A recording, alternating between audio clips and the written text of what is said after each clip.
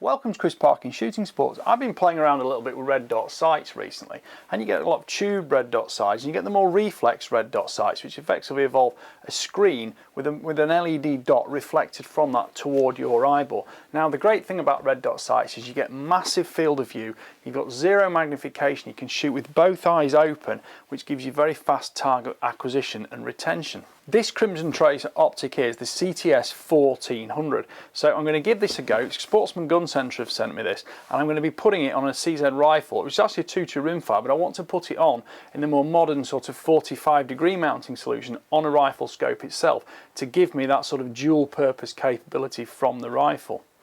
The basic specifications for this optic, we've got the Crimson Trace CTS 1400.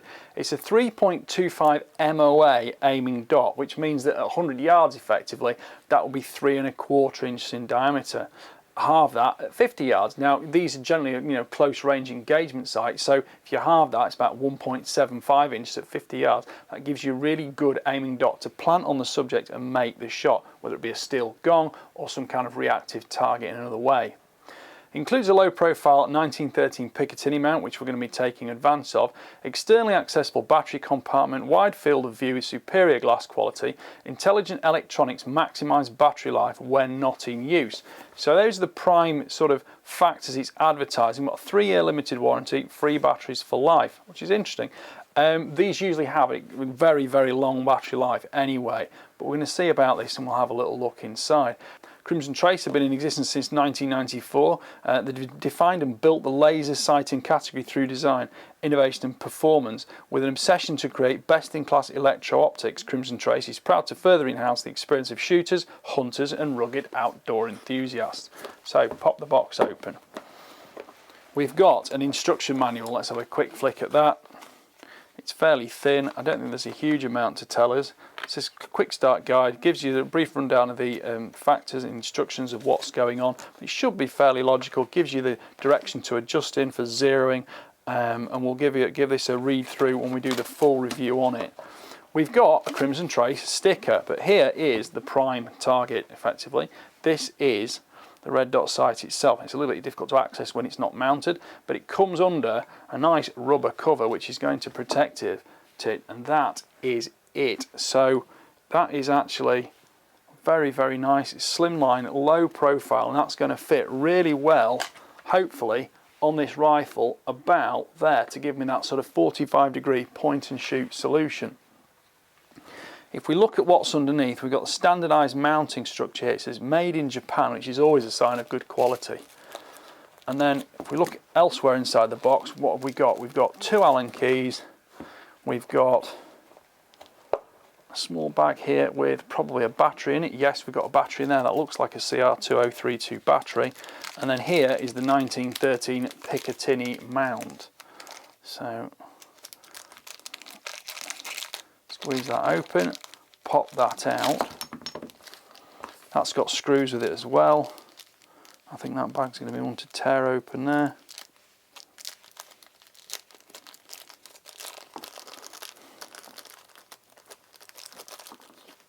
So all the tools you need to supply. So that is the Picatinny mount. That's going to go onto the rifle or the base we're using. And then these screw in through the top here. So we've got mounting holes that fit, and there's a recess there and an elevation here to make sure it locks properly in position. That's going to be good because there's not going to be any issues of recoil going on there. And then that clips into place there. So if I just pop these 2 screws through the top, that might even be a good fit for this.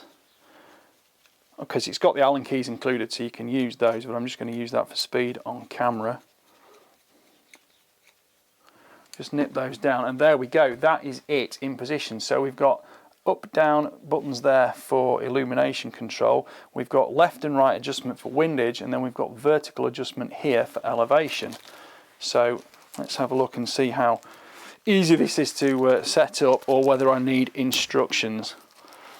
Just make sure there's nothing left in those. So we've got an Allen key here for elevation adjustment, up and down. You can feel there's some quite good detents on those, so we can make sure that's adjusting cleanly. I'll check the click value in a moment. Similarly for windage, left and right. that Allen key there will nip those properly in position.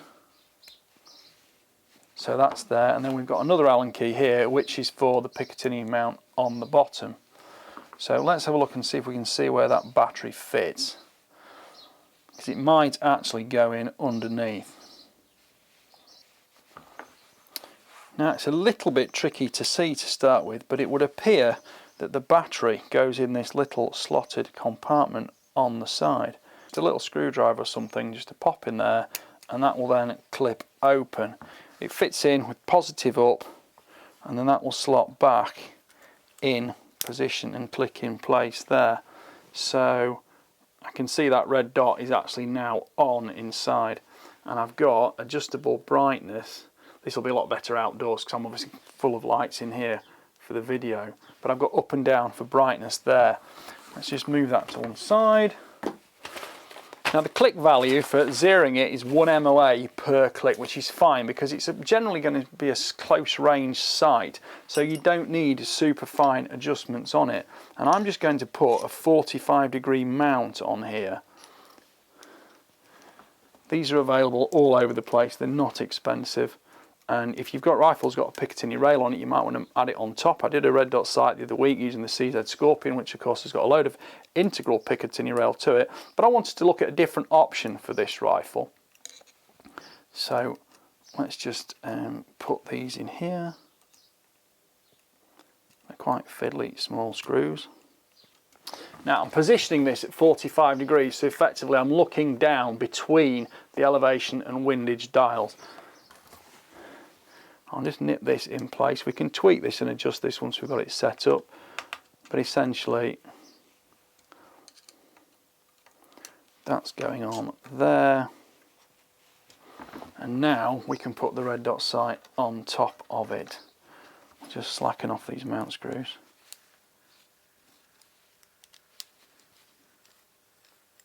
This of course is on a 2.2 rimfire, but you could put it on any centre fire, because a lot of scopes, especially when you've got higher magnification optics, they're harder to use in terms of close range engagement. So sometimes it's really handy to be able to put a red dot on, because you can see things quickly and easily, and especially if you're in a situation where you might, spook a deer or something like that going through the woods and it could be very close range. Well, you want that extremely fast target engagement, and of course I have now got that there. It's not the most super consistent aiming solution, but it's certainly a very fast aiming solution, and I can aim directly at the camera lens there, and where I'm in a position to be with a deer or something, and my scope might be on 4 times or 6 times, I can go straight in and click. But on the other regards, if you're using a red dot sight like this for a target discipline, using it on a semi-automatic rifle, you've got immediate fast engagement, or you can dial up to longer ranges. And I know a lot of competitors using long range precision rifles do still like a red dot sight on the side, because it gives you that faster target alignment if you are moving into position quickly, or if you want to be using it off eye to set the gun up maybe the other way around. It of course allows you to position the gun immediately on your rest bags or something like that, and you've got immediate point on target which you might be looking at with your eyes, and it's straight down there, and then of course you move your rifle in and look through the scope. It suits different people in different ways, but essentially that's how I'm going to be using the red dot sight. I've got the windage and elevation adjustment on it, so I can set it up, zero it, and of course with it being at 45 degrees we've just got to tweak that a little bit, because we're generally going to be shooting the rifle in that position rather than that position. So of course once I'm zeroing it, I've got it in position there, and I've got up, down, I've got left and right, and I've got nice clicks with 1 MOA subtension difference between them. So hopefully I can get this set up, and I'm going to leave it on this rifle because I've got quite a few plans to use this rifle in some review projects for some long range shooting and some short range shooting. But the great thing with 2.2 rimfire is it's just such an engaging rifle to shoot, not expensive to shoot, and you can really enjoy your sport. Right, now we've got it in the rifle, let's have a quick look at the instructions and see some of the specifications. Brightness is user adjustable for 10 levels, plus and minus, and there's an auto off. CTS 1400 is equipped with an intelligent power management to prolong battery life when not in use. When no motion is detected for a period greater than 3 minutes, the sight will enter sleep mode. After a period of 4 hours, the sight will turn off for storage. Pressing either the up or down buttons will reactivate the sight to previously used brightness level. That seems like quite a good idea, because of course if you want to put it away and it's going completely stationary, then it's going to turn off and save your battery life. But if you are using it and you're carrying the rifle around, it's going to stay sort of semi-ready for use and back on at your preferred brightness. 10 brightness levels is good because it means you're going to be able to tune it to exactly the light conditions you want and how your eyes perceive it. The aiming dot is 3.25 minutes of angle, which we've seen before. Precise aiming reticle is approximately 1.7 inches in diameter at 50 yards, which is pretty much what I said earlier. Battery is powered. It's a CR2032 battery. This will provide most users with years of maintenance-free service depending on reticle intensity, ambient conditions and use. Battery life may vary. The 1913 Picatinny mount, well, you've seen that put on, that's gone on there. Just tells you how to do that, which isn't, you know, it's fairly obvious if you know how to turn clockwise to tighten something up and anti-clockwise. There's no torque values, but you'll have to work that one out. I would probably on a screw like that go 2 to 3 Newton meters. That's both on the top mounting screws and the side ones. That is my personal suggestion, and definitely not defined by Crimson Trace in the instructions. Right, the adjustment directions are listed on here, but they are also on the optic itself. Right, maintenance and troubleshooting listed there. Lens care. The external optics of the CTS 1400 are generally resistant to scratches and common firearm cleaning chemicals. Obviously, don't get them covered in barrel cleaning solvents, which you probably wouldn't try to do anyway. Periodically, the optics may become dirty from normal use. Crimson Trace recommends using the included microfiber cloth for cleaning. I didn't see that, but it's probably in the box somewhere. Product installation and mounting, we've pretty much done. Oh, it does actually here say the clamp screws up to 25 inch-pounds. Free batteries for life. Your product qualifies for free batteries for life. Product registration required and other terms and conditions apply. For information, please visit www.crimsontrace, blah, blah, blah, blah, blah. 3-year warranty, which is very nice. Battery warnings, as usual. Things like these batteries, don't let kids have them and swallow them because it tends to burn their stomachs. But again, that's just general sensible use in real life. Right, let's get it set up. Let's go shooting with it, because I love shooting 2-2 rimfires and it's going to be great fun using a red dot with one. And I might even try doing some moving targets, because providing I can tag somebody along, I've got my the Borgie will be back out now that the weather is improving and it's not quite so muddy on the ground. Right, thank you for watching. Please like, subscribe, comment, click the notification bell and keep track of the regular uploads, and have a great day and enjoy the spring as it's coming upon us, because it's making everybody a lot happier with the birds singing outside and the days getting longer and the temperature getting warmer. Thanks for watching. Bye for now.